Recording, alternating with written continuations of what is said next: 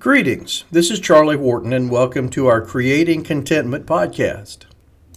Our goal is to try to get a head start on making the most of our opportunities. We hope to help you get your week started off on the right foot and lay some groundwork for developing the contentment that can lead to an abundant life.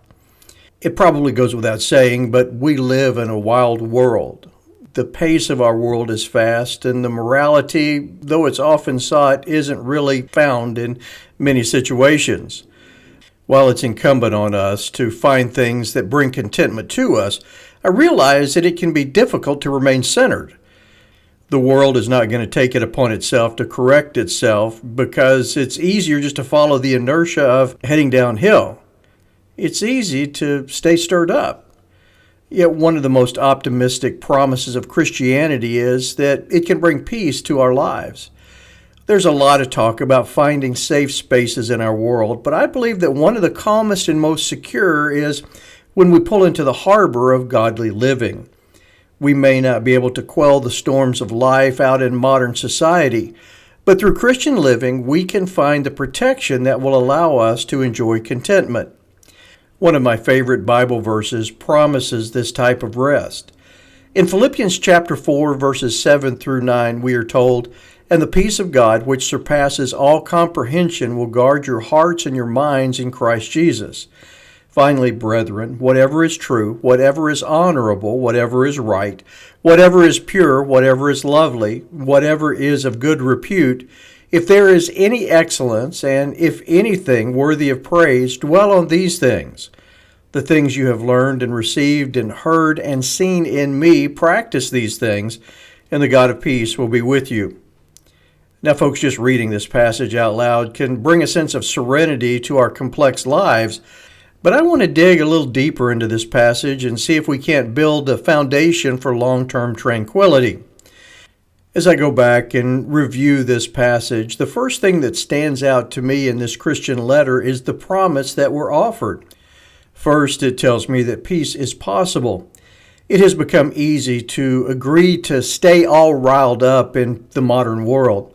There are a lot of people who not only keep things stirred up, but they try to convince us that it's the only way that life can be lived.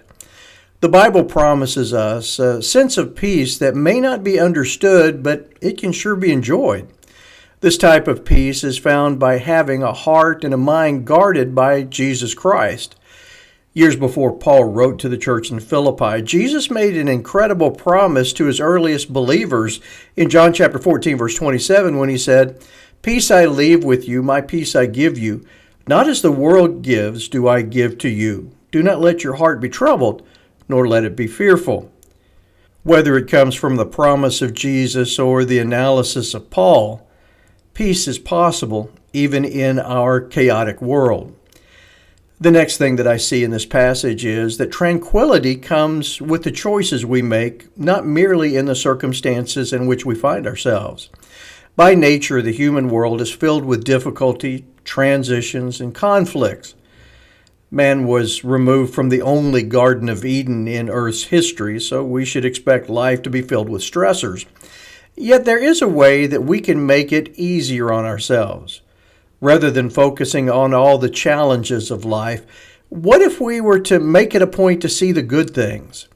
Paul provides us a way to bring calmness into our minds when we believe in the truth, focus on what is honorable, follow those things that are right, pursue whatever is pure, notice those things that are lovely, ponder the concepts that are of good repute, seek excellence, and dwell on the things that promote praise.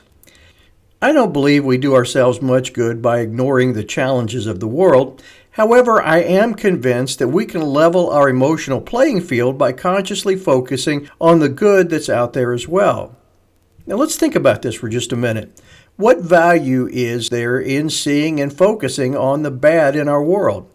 Does it make us more cautious of what could happen? Well, maybe. But I also believe that most of the good people who focus on the bad in the world aren't going to be tempted to do it anyway. So if we aren't trying to protect ourselves from inadvertently stumbling over the bad, why spend so much time focused on it? I believe that if we convince ourselves that we need to stay embroiled in the battle between good and evil, we're really fighting the good fight. And while there may be some truth to this, I also believe that if all we see is the bad, it's going to suck the contentment out of our lives. If we all focus on evil, then probably we'll all see what is evil and will become blind to the good that's being done. I think this is why I really like this verse. Paul gives us permission to focus on the good. Don't just get bogged down in the fight, but enjoy the freedom that Christianity brings into our lives. The final admonition is one that I believe we tend to overlook. We're good about studying this verse, but how well do we practice the principles? Paul writes that he has embodied these concepts for them to emulate, and by the way, he's writing about joy from a prison, so he isn't just giving lip service to it. What could happen when we become so confident in the possibilities that we live them and hold ourselves out as examples of what can happen when we pursue peace? It's almost like Paul says, look at me. This is what God can do if you give him a chance. He's not trying to be arrogant, but there is confidence in the process. When people watch us, what do they see? Do they see someone who is able to enjoy the good life, or are they overwhelmed with someone who can't see the flowers for the weeds? As Christians, we have been called upon to shine a light to the world, and when we focus on the darkness, we're apt to reflect that darkness. Not necessarily by the way we live, by doing bad things, but by continually highlighting the evil in the world. Are we stifling the hope that life can be better, or are we just reinforcing the messages that people hear wherever else they go? When we refocus our attention to the good that God and His people bring into the world, we just might open a door for people who are tired of living in the darkness and want to embrace a life of light. Let's be honest about our world, but let's also be balanced in our approach. No, we can't just make everything okay by wishing it were true, but we can make life better if we're willing to elevate our eyesight and our lifestyle. We wish you the best as you navigate your week, and we hope that you'll join us again next week for another chance to discuss ways that we can create contentment.